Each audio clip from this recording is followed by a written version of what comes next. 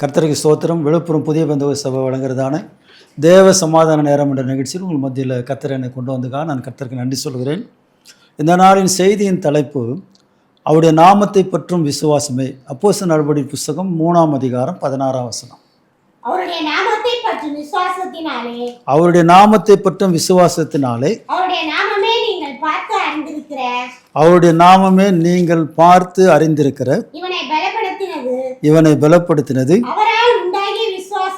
அவரால் உண்டாகிய விசுவாசமே உங்கள் எல்லாருக்கும் முன்பாக இந்த சர்வாங்க சுகத்தை இவனுக்கு கொடுத்தது. கர்த்தருக்கு ஸ்தோத்திரம். அந்த 3ஆம் அதிகாரத்தில் யோவானும் பேதுருவும் தேவாலயத்துக்கு போனார்கள். அங்கே சப்பானியாக கிடந்த ஒருவனை அங்கே தேவாலயத்தில் பிச்சை கேட்கும்படி உட்கார வைத்தார்கள். இந்த மனிதனை அதிகமாக யாரும் கண்டுக்க மாட்டாங்க. பிச்சை எடுக்கிறவனு போய் யாராவது அதிகமாக பார்ப்பாங்களா, கவனிப்பாங்களா, கனம் பண்ணுவாங்களா, கனம் பண்ண மாட்டாங்க, பார்க்க மாட்டாங்க, என்னான்னு விசாரிக்க மாட்டாங்க. ஆனால் பேதுருவும் யோவானும் அங்கே போகும்போது இந்த 4ஆம் வசனத்தில் பேதுருவும் யோவானும் அவனை உற்று பார்த்து எங்களை நோக்கி பார் என்றார்கள். கர்த்தருக்கு ஸ்தோத்திரம். இந்த 4ஆம் வசனம் அப்படித்தான் சொல்லுகிறது. 3ஆம் வசனத்தை படிங்க. தேவாலயத்தில் பிரவேசிக்கிற போகிற பேதுருவையும் யோவானையும் அவன் கர்த்தருக்கு எல்லாருக்கிட்டையும் பிச்சை கேட்குற மாதிரி அந்த மனிதன், அவனுக்கு 40 வயசுன்னு பின்னாடி சொல்லப்பட்டிருக்கு. எல்லாருக்கிட்டையும் பிச்சை கேட்குற மாதிரி அவங்ககிட்டையும் பிச்சை கேட்டான். ஐயா 2 பேர் எல்லாம் எல்லாம் ஜிப்பெல்லாம் போட்டு வந்துக்கிறாங்க, கோட்டு போட்டு வந்துக்கிறாங்க, ஐயா கிட்ட காசு பிச்சை கேட்டால் ஏதாவது நல்லா கவனிப்பாங்கன்னு சொல்லி அவனுக்குள்ள ஒரு நம்பிக்கை இருந்திருக்கலாம். எல்லார்கிட்டையும் பிச்சை கேட்குற மாதிரி இங்கேயும் இவங்க 2 பேர்கிட்டையும் பிச்சை கேட்டான். ஆனால் 4ஆம் வசனம் சொல்லுகிறது, பேதுருவும் யோவானும் அவனை உற்று பார்த்து எங்களை நோக்கி பார் என்றார்கள். ஆமாம், காசு தரப்போகிறோம், டாலர் தரப்போகிறோம், வெள்ளி தரப்போகிறோம், அதெல்லாம் நாங்கள் தரப்போகிறது இல்லை, எங்களை என்ன செய், எங்களை நோக்கி பார் என்றார்கள். அடுத்த வசனம், அவன் அவர்களிடத்தில் ஏதாகிலும் கிடைக்கும் என்று எண்ணி அவர்களை நோக்கி பார்த்தான். கர்த்தருக்கு ஸ்தோத்திரம். இன்றைக்கு கூட நம்ம ஆண்டவர் இடத்துல ஜெபிக்கும் போது, ஆண்டவரை நோக்கி பார்க்கும்போது, ஆண்டவரை தேடும் போது நம்ம ஒரு சுயநலமாக தான் செய்கிறோம். ஆண்டவர்கிட்ட ஏதாவது ஜெபம் பண்ணால் எதுனா கிடைக்கும், ஆண்டவரை நோக்கி பார்த்தா எதனா நமக்கு நன்மை கிடைக்கும், ஆண்டவரிடத்துல வந்தால் நமக்கு ஏதாவது ஒரு காரியம் கிடைக்கும். இந்த ஒரு சுயநலம் தான் நமக்குள்ளே இருக்க தவிர நம்ம ஆண்டவருக்குன்னு செய்யணுன்ற ஒரு நல்ல ஒரு எண்ணம் நமக்குள்ளே அதிகம் காணப்படவில்லை. இந்த மனுஷன் அப்படி தான் பார்த்தா, அவரிடத்தில் ஏதாகிலும் கிடைக்கும் என்று எண்ணி அவர்களை நோக்கி பார்த்தான்.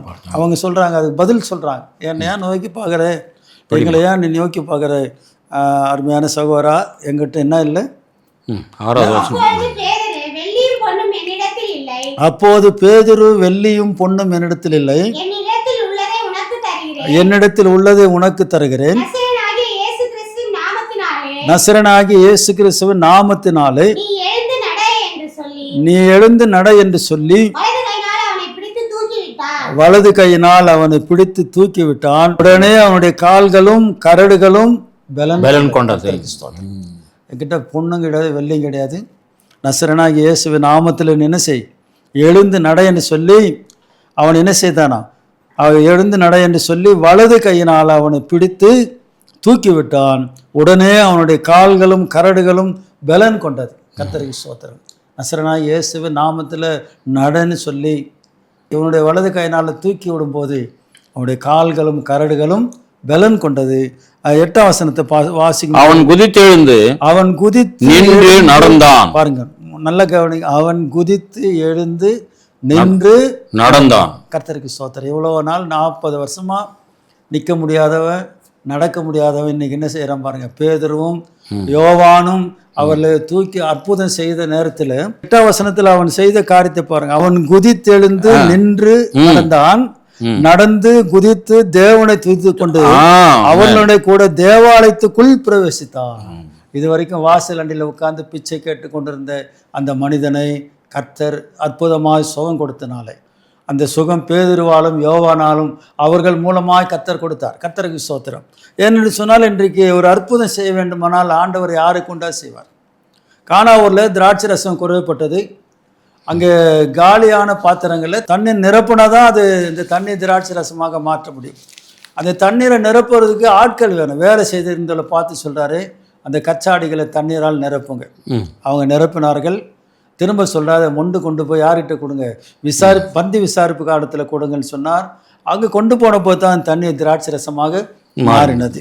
இந்த மனிதன் சுகமாகிறதுக்கு பேதுருவும் யோவானும் ஒருமனப்பட்டு ஜெபிக்க வேண்டும். பேதுரு அவனுடைய வலது கையினால் அவனை தூக்கி நிறுத்த வேண்டும். அப்போதான் அவனுக்கு எழுந்திருப்பான், அவன் குதிப்பான், நடப்பான், ஆண்டவருடைய ஆலயத்துக்குள்ளே அவர்களோடு கூட சேர்ந்து வர முடிஞ்சது. இது வரைக்கும் தேவாலயத்துக்கு வெளியே உட்கார்ந்து பிச்சை கேட்டு கொண்டிருந்த மனிதனை கர்த்தர் இவர்கள் மூலமாக அற்புதம் சுகம் கொடுத்தனால இன்றைக்கு அவர்களோடு கூட ஜெப ஆலயத்துக்குள்ளே அந்த வசனம் அப்படி தானே சொல்கிறது. அது பாருங்க, இந்த 8ஆம் வசனத்தில் அவன் குதித்து எழுந்து நின்று நடந்தான், நடந்து குதித்து தேவனை துதித்து கொண்டு அவர்களுடைய கூட தேவாலயத்துக்குள் பிரவேசித்தான். அநேக நேரத்தில் கர்த்தர் சில நேரத்தில் நன்மை செய்திருப்பார். ஆனால் அவளுக்கு நன்மை கிடைச்சா அவங்க உடனே ஆலயத்துக்கு போக மாட்டாங்க, பாஸ்டரை போய் பார்க்க மாட்டாங்க, பாஸ்டருக்கு நன்றி சொல்ல மாட்டாங்க, ஆண்டவருக்கு நன்றி சொல்ல மாட்டாங்க. கர்த்தர் சுகம் கொடுத்துட்டாரா, கர்த்தர் அற்புதம் செஞ்சுட்டாரா, வீட்டுக்கு போ, மனைவிக்கிட்ட சொல்லு, பிள்ளைங்கிட்ட சொல்லு, சொந்தக்காரங்கிட்ட சொல்லு. அப்புறம் நேரம் இருந்தால் தான் பாஸ்டர்கிட்ட சொல்கிறது, நேரம் இருந்தால் தான் ஆராதனைக்கு வர்றது. இப்படிப்பட்ட ஆளுங்களை ஆண்டவர் ஆசீர்வதிக்க மாட்டார். பாருங்க, அற்புத சுகம் கிடைத்த அந்த மனிதன், 40 வயதான அந்த மனிதன் 8ஆம் வசனத்தில் அவன் குதித்து எழுந்து நின்று நடந்தான், நடந்து குதித்து தேவனை துதித்து கொண்டு அவர்களுடைய கூட தேவாலயத்துக்குள் பிரவேசித்தான். இப்போ ஆச்சரியமான காரியம் 9ஆம் வசனத்தில் நடக்குது பாருங்க. அவன் நடக்கிறதையும் தேவனை துதிக்கிறதையும் ஜனங்கள் எல்லாரும் கண்டு தேவாலயத்தின் அலங்கார வாசல் அண்டையிலே பிச்சை கேட்க உட்கார்ந்திருந்தவன் இவன்தான் என்று அறிந்து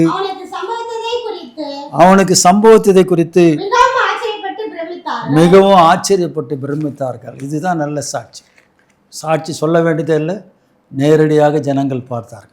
இவன் தானே ஒரு நாளாக பிச்சை கட்டிருந்தான், இன்றைக்கி இவன் எப்படி இன்னும் இருக்கிறான், சுகம் பெற்றுக்கிறான், நம்மோடு கூட தேவாலயத்துக்கு வருகிறான், குதித்தான், எழுந்தான், நடந்தான். இதெல்லாம் ஜனங்க பார்த்தான். கர்த்தர் அற்புதம் செய்வாரானால் நம்ம போய் சொல்ல வேண்டியதில்லை, ஜனங்களே பார்ப்பார்கள்.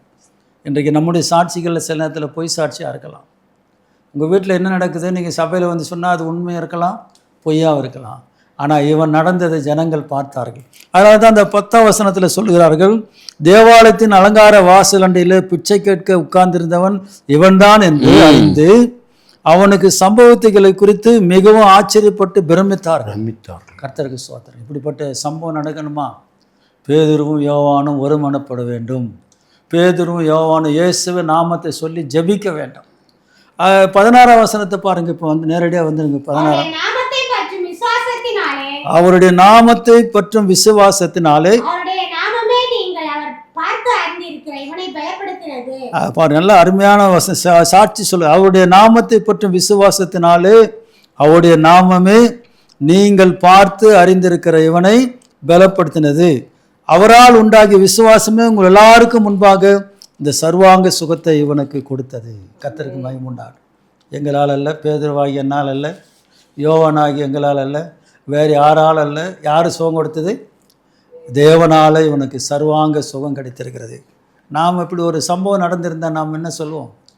ஊரெல்லாம் வால் போஸ்ட் அடிச்சிட்ருப்போம், யூடியூப்பில் அந்த சம்பவத்தை எடுத்து போட்டிருப்போம், வீடியோ எடுத்திருப்போம். பாருங்கள், என்னால் இந்த காரியம் நடந்தது, எங்கள் 2 பேரால் இந்த காரியம் நடந்தது, எங்கள் 2 பேரால் தான் இந்த காரியம் நடந்தது, எங்கள் 2 பேரால் தான் இந்த சப்பானி நடந்தான், ஊரெல்லாம் செய்தியாக இருக்கும். கர்த்தருக்கு ஸ்தோத்திரம். ஆனால் அந்த பேதுருவும் யோவானும் அப்படி சொல்லவில்லை. நீங்கள் அப்படி என்ன அருமையான வசனத்தை பாருங்கள், நல்ல 15ஆம் வசனத்தை. ஜீவாதிபதியை கொலை செய்தீர்கள், அவரை தேவன் மரித்தோரிலிருந்து எழுப்பினார், அதற்கு நாங்கள் சாட்சிகளாக இருக்கிறோம். அவருடைய நாமத்தை பற்றும் விசுவாசத்தினாலே அவருடைய நாமமே நீங்கள் பார்த்து அறிந்திருக்கிற இவனை பலப்படுத்தினது. கர்த்தருக்கு ஸ்தோத்திரம். நீங்கள் பார்த்து அறிந்திருக்கிற இவனை என்ன செஞ்சுதான் பலப்படுத்தினது. அடுத்த காரியம் அதில் சொல்லுகிறார்கள், அவராலே உண்டான விசுவாசமே உங்கள் எல்லாருக்கும் முன்பாக இந்த சர்வாங்க சுகத்தை இவனுக்கு கொடுத்தது, நாங்கள் இல்லை. எங்களையா நோக்கி பார்க்குன்னு சொல்லிட்டாங்க முன்னாடியே ஸ்டேட்மெண்ட். எங்களை நோக்கி பார்க்காதீங்க, எங்கிட்ட என்ன இல்லை, எது கிடையாது, பொண்ணும் இல்லை, வெள்ளியும் கிடையாது. அதான அவங்க சொல்கிறாங்க. தேவாலயத்தில் பிரவேசிக்கும் போது 2ஆம் வசனத்தை படித்து பாருங்கள், 3ஆம் அதிகாரம். அப்போது சப்பானியாய் பிறந்த ஒரு மனுஷனை சுமந்து கொண்டு வந்தார்கள். தேவாலயத்தில் பிரவேசிக்கிறவர்கள் இடத்தில் பிச்சை கேட்கும்படி நாடோறும் அவனை அலங்கார வாசல் எனப்பட்ட தேவாலய வாசல் அண்டையிலே வைப்பார்கள். தேவாலயத்திலே பிரவேசிக்க போகிற பேதுருவும் யோவானையும் அவன் கண்டு பிச்சை கேட்டான். பேதுருவும் யோவானும் அவனை உற்று பார்த்து என்னை நோக்கி பார் என்றார்கள். 6ஆம் வசனம். அப்போது பேதுரு, வெள்ளியும் பொன்னும் இடத்தில் இல்லை, என்னிடத்தில் உள்ளதை உனக்கு தருகிறேன். நசரனாகிய இயேசு கிறிஸ்து நாமத்தினாலே எழுந்து நடன்னு சொல்லி அவனை பிடித்து தூக்கி விட்டான். அவன் குதித்து நடந்து தேவனை துதித்து கொண்டு தேவாலயத்துக்குள்ளே போனான். கர்த்தருக்கு மகிமை உண்டாகட்டும். நாம் ஜெபம் பண்ணுவோம். ஆண்டவரே, அந்த செய்திக்காக நன்றி செலுத்துகிறோம். அன்றைக்கு சப்பானியாக இருந்தவனை உம்முடைய நாமத்தினால உம்முடைய வல்லமையினால ஆண்டவரே, அந்த பேதுருவும் யோவானும் ஜெபித்த போது அவனுக்கு அற்புத சுகம் கிடைத்தது. இது பேதுருவாலும் யோவானாலும் உண்டான காரியம் அல்ல, உம்மால உண்டானது. அதுக்காக நமக்கு ஸ்தோத்திரம். ஆண்டவர் அந்த நிகழ்ச்சியை பார்த்து கொண்டு நம்முடைய பிள்ளைகளுக்கு கூட கர்த்தர் அற்புதம் செய்வீராக. தொடர்ந்து பொறுப்பிடும் இயேசுவின் நாமத்தில் கேட்கிறோம் பிதாவே. கர்த்தர் உங்களை ஆசீர்வதிப்பாராக. கர்த்தருக்கு காட் பிளஸ் யூ.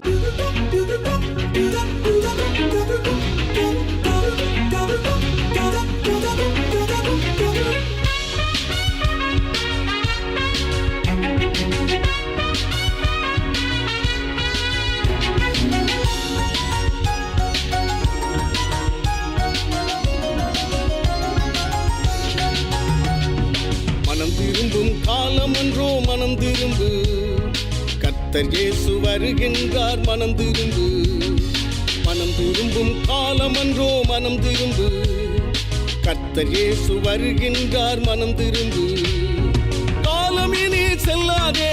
மனம் திரும்பு, கடைசி காலம் இதுவன்றோ. மனம் திரும்பு, காலம் இனி செல்லாதே.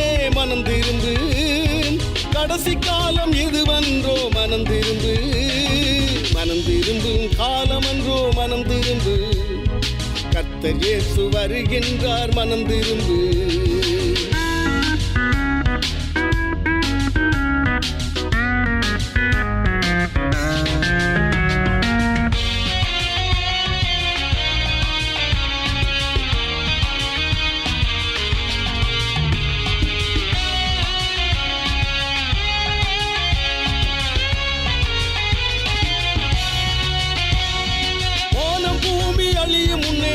வருவார், வானதூதர் சேனையோடு இயேசு வருவார்.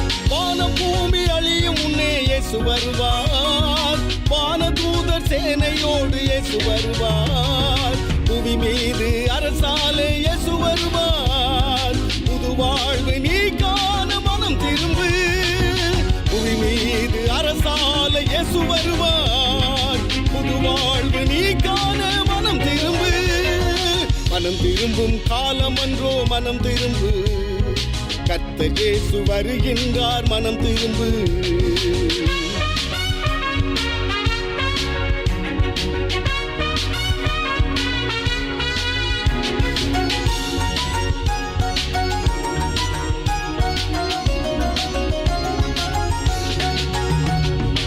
உன் பணம் பொருள் யாவும் போய்விடுமே.